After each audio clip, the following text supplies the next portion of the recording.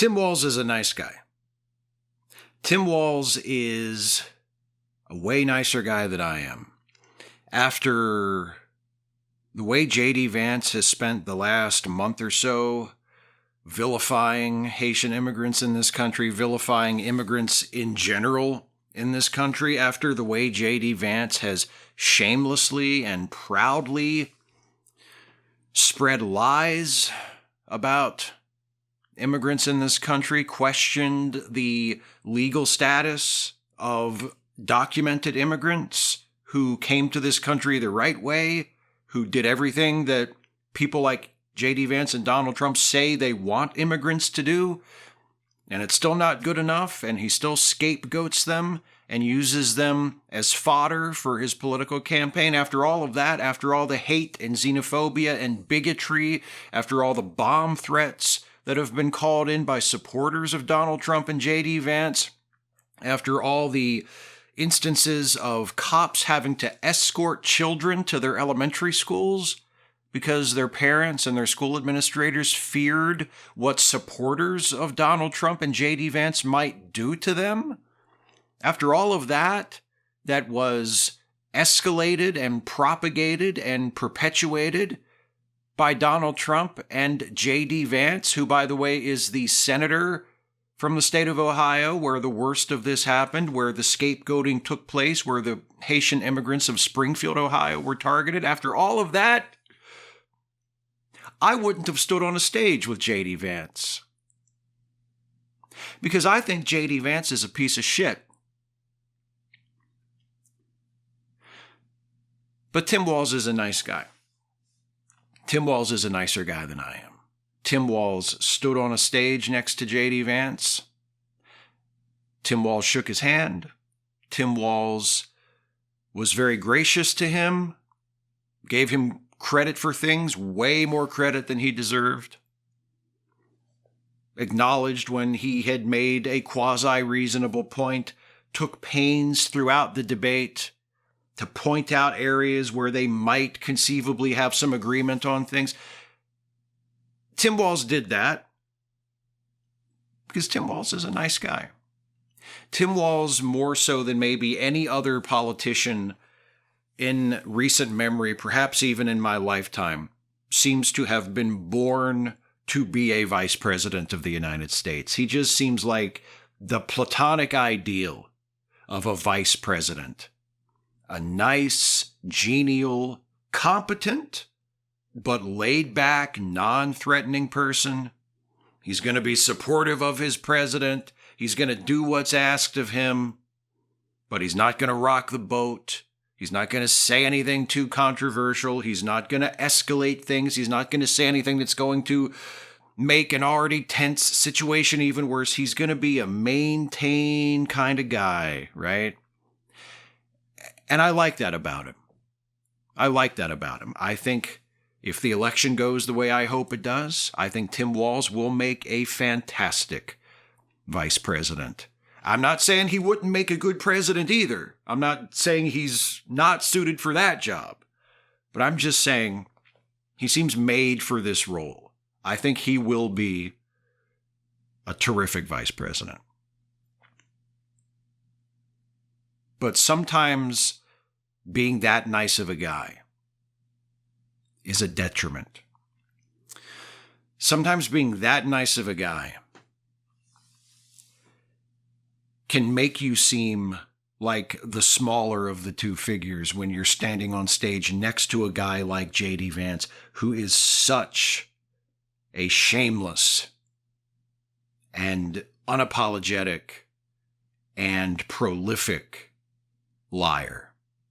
And make no mistake, even though J.D. Vance's lies are not as big and cartoonish as Donald Trump's, even though J.D. Vance is far more skilled at assuming the shape and the tone of a reasonable person, even though you can look at J.D. Vance, and if you don't already know who he is, and you don't already know his track record, and you don't already know the absolutely horrific and inexcusable things he has said, if you don't know any of that and you're just coming in cold and you look at J.D. Vance, you would be forgiven for mistaking him for a respectable person. Because he talks like a respectable person. Relatively speaking. Certainly relative to Donald Trump. And he's slick. I saw people on Twitter comparing him to a used car salesman. That's true. And he probably would be a pretty good used car salesman. Because he has that quality. He has that ability to look at you and make you believe that he's listening to you, and that he cares about you, and that he wants what's best for you, and that he's going to get you the best deal he possibly can. He could convince you of that if you didn't know any better, and if you weren't paying close enough attention. Because there are tells, if you watch the entire debate. There are tells that even if you don't know who J.D. Vance is ahead of time, you can watch that debate and you can see things. He tries really hard and he's really good at it, but he still gives it away. He can't help himself. Nobody's that good. There are cracks in the veneer. There was a big one actually very late in the debate when they came around to the subject of democracy. And Donald Trump continuing to insist, to the contrary of all the facts and all the court decisions, and now finally contrary to the opinions of most people in his own party who have, not just the local officials who have been against him all along, but even more prominent national figures in the Republican Party finally coming out and saying, yes, Donald Trump lost the 2020 election. Donald Trump still refuses to admit that he lost the 2020 election. And when J.D. Vance was asked point blank by Tim Walz in this debate tonight, will you admit, will you acknowledge that Donald Trump lost the 2020 election? He couldn't do it. He couldn't do it. You know what he did? First, he said, I don't want to. He tried to Rafael Palmeiro it. He said, I'm not here to talk about the past. We want to focus on the future. And then he tried to change the subject to people getting kicked off of Facebook. This will show you the priorities of J.D. Vance and of Donald Trump, or at the very least of what they think your priorities are. A vice presidential candidate of the United States taking time out of a vice presidential debate, nationally televised, live coast to coast. He was just asked, will you acknowledge the inarguable fact that your running mate, even though he won't admit it, will you acknowledge that he lost the last election? And instead of saying, yes, of course, I acknowledge that, every possible source that could have any jurisdiction over it, every possible check that has been made confirms that he lost the election. Instead of saying that, J.D. Vance says, well, what I'm really worried about is Kamala Harris trying to censor Americans by threatening to kick people off Facebook for spreading misinformation. He actually responded to the biggest fat pitch he could have gotten, the easiest softball question that he could have gotten all night. Do you acknowledge that Donald Trump lost the 2020 election? And his response was to come out in favor of misinformation. He said, in so many words, Americans should have the right to mislead other people and suffer no consequences. Americans should have the right to use social media platforms, presumably any platform, to spread misinformation, and there shouldn't be anything that anybody can do about it. If you want to use Facebook to spread lies and misleading information to people, the only possible response to that, according to J.D. Vance, if we follow the natural implications of what he said, the only thing that other people who are worried about the spread of that misinformation should be allowed to do is to make a counter-argument, is to try and say, well, actually, that's not true, and try to correct the record. Presumably that includes Facebook. That includes Twitter. That includes the people who actually run these social media platforms. If you, as someone who is in charge of a social media platform, notice that people are using your platform to spread misinformation that is catching on and misleading people and misinforming people in large numbers. And you become alarmed at this and you think, oh, geez, this is irresponsible. I don't want my platform to be used for this. We need to do something about this. We need to start taking steps to take these posts down and to kick people who repeatedly do this off the platform. If that's where you land on this as someone who controls a social media platform, according to what J.D. Vance just said on TV tonight, you shouldn't be allowed to do that. That's censorship. People shouldn't be kicked off of Facebook for spreading misinformation. We should just counter their misinformation with better information because that works so well, right? It worked so well with Donald Trump, didn't it? As soon as he was shown the evidence that he actually lost the election, well, he changed his mind right away and he accepted it. Right? JD? So he shows you who he is.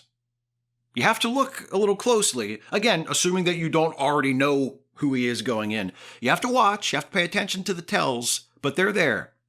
They're there. You can see that it's an act. You can see where his priorities really lie. You can see that the only thing he really cared about tonight wasn't making some kind of an argument about how he wants to make America a better place, how he wants to make your life as a working class person or a middle class person, a person with a family, a person with medical needs, whatever your situation might be, making your life better, making your life easier, giving you more of a chance to have a safe, happy, fulfilling life. He might say that that's his priority, but his only real priority is pleasing Donald Trump, is making sure that when Donald Trump calls him after the debate, that Donald Trump will have nice things to say about him. That's why he couldn't admit what everybody knows, that Donald Trump lost in 2020, that the election wasn't stolen, that there were not, as Vance pathetically tried to insist, irregularities that threw the result into question. None of that is true. But because Donald Trump still insists that it's true, J.D. Vance has to say that it's true as well, or at the very least has to try to weasel out of confirming the truth that Trump did actually win.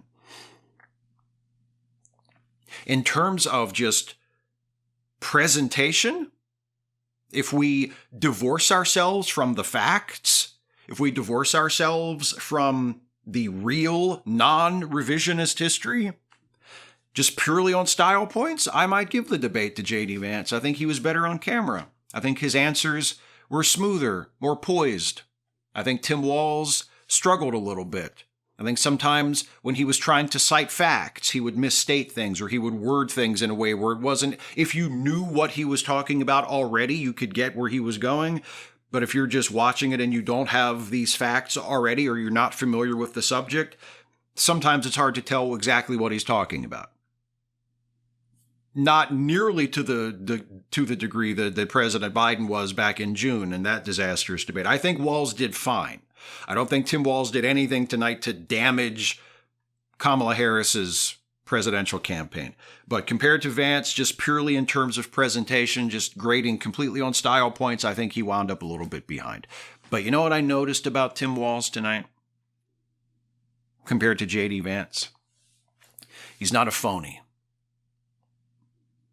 You look at J.D. Vance and you watch him and you look for the tells, like I was just saying. J.D. Vance is a phony. J.D. Vance is lying to you. Tim Walz wasn't lying to you tonight. The biggest thing was, and credit to the moderators for bringing this up because facts do matter and accuracy does matter. And apparently there was a statement that Tim Walz made about how during the Tiananmen Square student protests in China, back in 1989, that he claimed he was in Hong Kong at the time those took place, and it turned out he wasn't there at the exact time of the protest. He was there in the general vicinity of the protest. He was there when the student protests were taking place, but he wasn't there at the exact time of Tiananmen Square. So he got that wrong. He misstated it, or he misremembered it, or whatever his explanation was. And he admitted that. And then he tried to move on from it. That was his worst moment in terms of factual things, in terms of getting the facts wrong about something. J.D. Vance lied to you the entire time. Not as blatantly as Trump did during his debate with Harris, not as cartoonishly, but he lied, he misled, he relied on revisionist history. His entire case rests on the premise that Donald Trump was a good president, nay, a great president. And that because Donald Trump was such a great president the first time, we should give him the job again. Do you remember when Donald Trump was president? It wasn't that long ago. If you're old enough to vote this time, you remember when Donald Trump was president last time. You remember from 2017 to 2021 when Donald Trump was president. Do you remember him being a good president? Do you remember him fighting for your health care?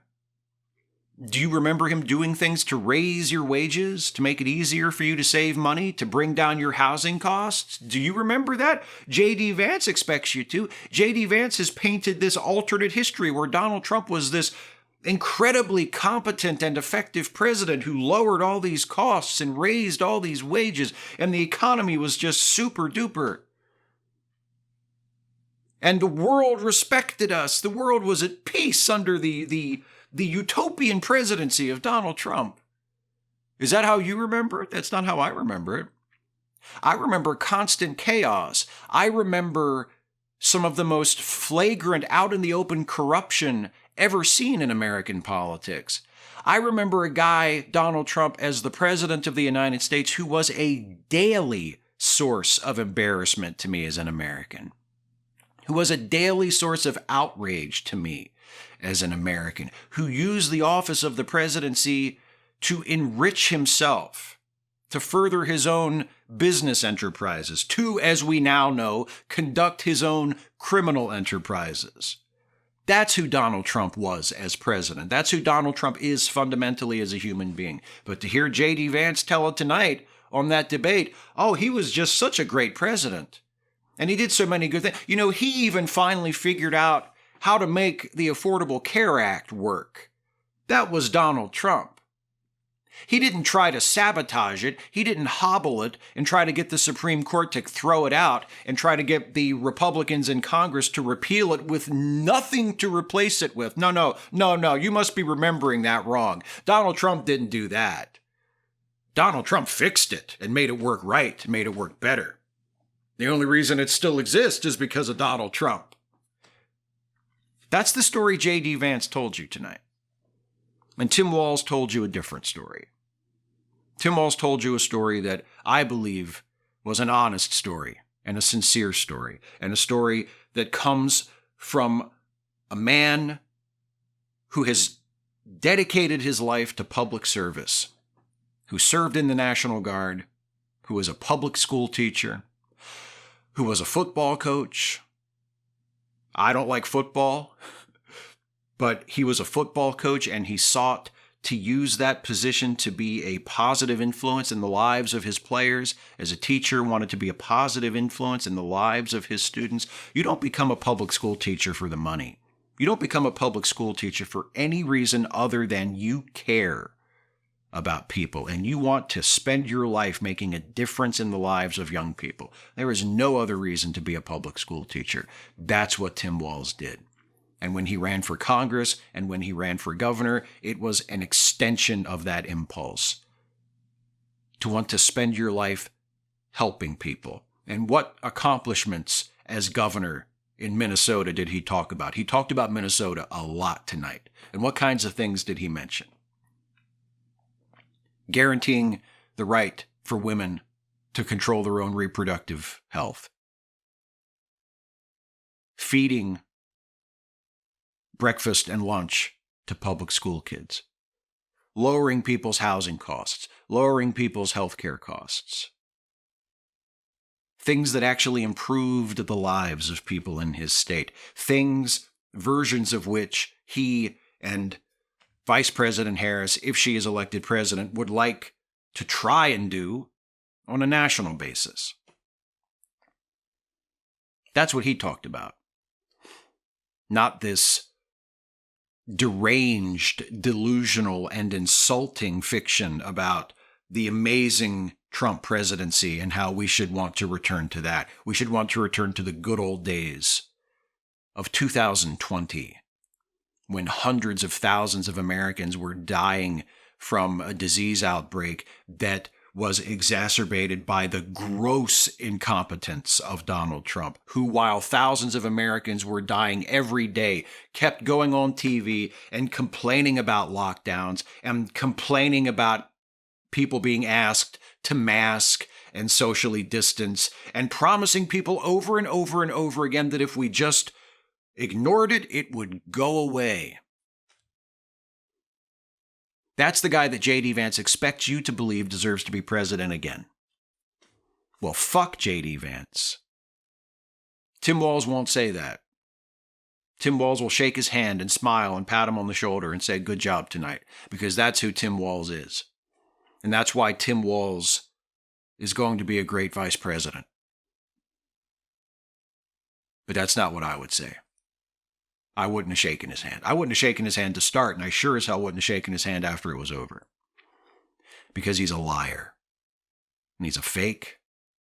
And he's a water carrier for Donald Trump, a fascist, wannabe dictator, a bigot, a xenophobe, and J.D. Vance has that in common with him, because did you notice almost every single thing that they were asked about on that stage during that debate, J.D. Vance, just the same way Donald Trump did, maybe with a little more skill, maybe with a little more style, he tried to pull it back to immigration. Everything bad in this country is the fault of undocumented immigrants, according to J.D. Vance. He didn't rant and rave about it like Trump did.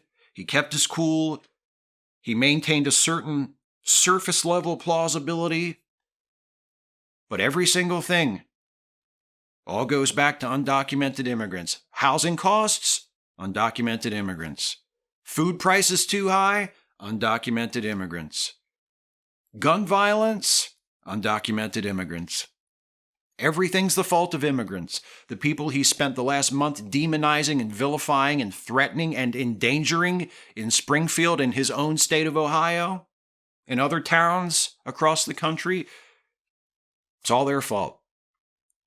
It's all their fault. It's all the immigrants' fault. The first thing we need to do to start fixing this country is to kick all the immigrants out, including the legal ones. The ones who are legal, but who attained their legal status through a method, a completely legal method that J.D. Vance doesn't approve of. So since he doesn't like the way they went about becoming legal immigrants, he doesn't want to count them. So they're illegal too, which includes a lot of the people in Springfield. So that's the choice that was presented to Americans tonight. Tim Walz, not as strong of a debater, doesn't always have the silver tongue, doesn't always have the perfectly worded, perfectly phrased answer, but his heart's in the right place. And God damn it, he's honest. Or J.D. Vance. Maybe a little better on television, but he's a used car salesman. And I'm sorry for insulting all of you straight arrow used car salesmen out there with that analogy, but I feel like you get it. This isn't the first time you've heard this. As long as you don't know who J.D. Vance is, you can watch him and you can say, oh, he sounds reasonable.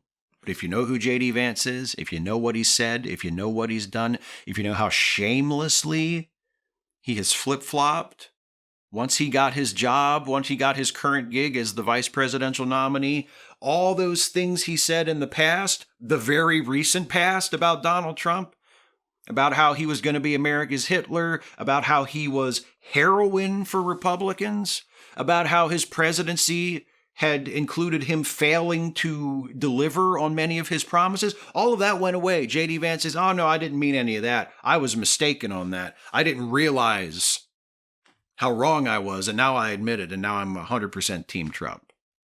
Okay. So you can vote for Tim Walz, or you can vote for that guy. You can vote for this ticket over here, with decent people, with experience, who want to try to make things better for Americans. Or you can vote for these liars, and these hucksters, and these bigots and these demagogues over here. Election day is November 5th.